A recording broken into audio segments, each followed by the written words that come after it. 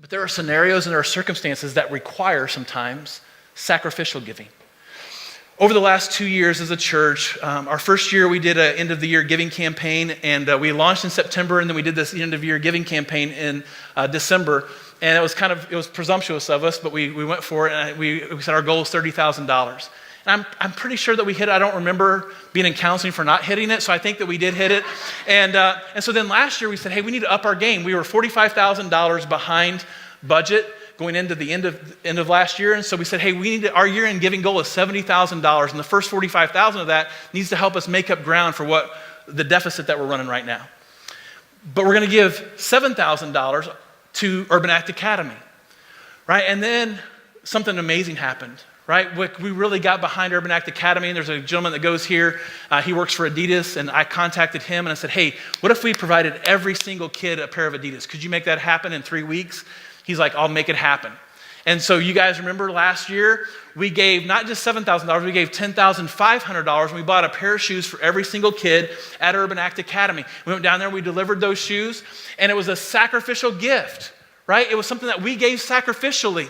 But what we gave sacrificially was a human need for them, right? It was something that they got to enjoy, they got to be a part of, and we got to share. We said, hey, we're going to partner with you. We're not just going to come down and just give you gifts. We want to walk alongside you.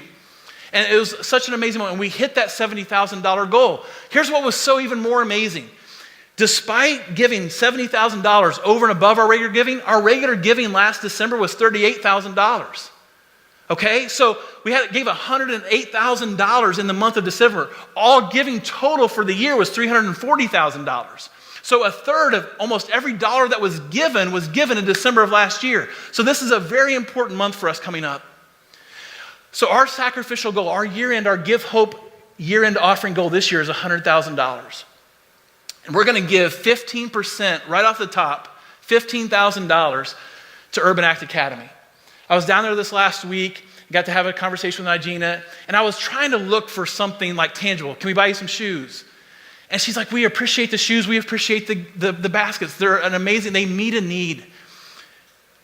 She's like, we need something a little bit broader. And she started describing this resource room, this place. They have a lot of kids that are in child care. They're in foster care.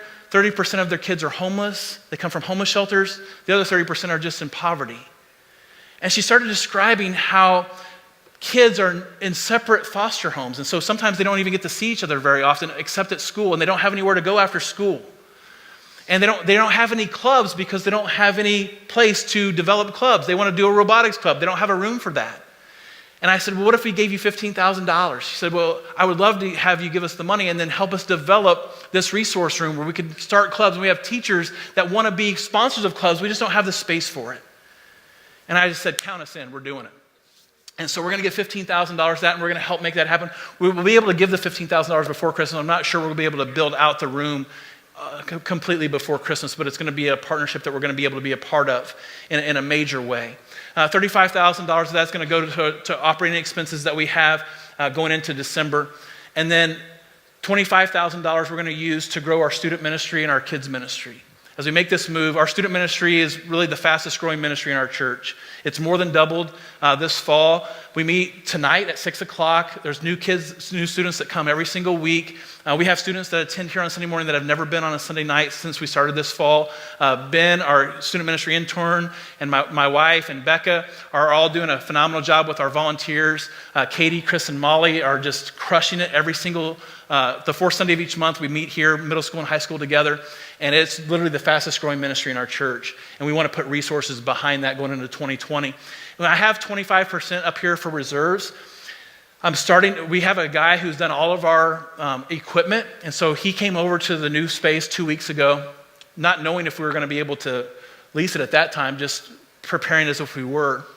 And he did all the measurements of all of the things in the auditorium and the lobby, and is going to be sending us a detailed quote of here's non-negotiables, here's what you need to make this space work, here's some luxury items that you could buy if you have money left over, and here are things like if you just want to throw money into the wind, here's the same things you could do, like an LED wall. We won't do that, but I'm just saying. But like those type of things, all right? But here's some non-negotiables, and I think that I think that we're going to have at least $25,000 of some non-negotiable signage.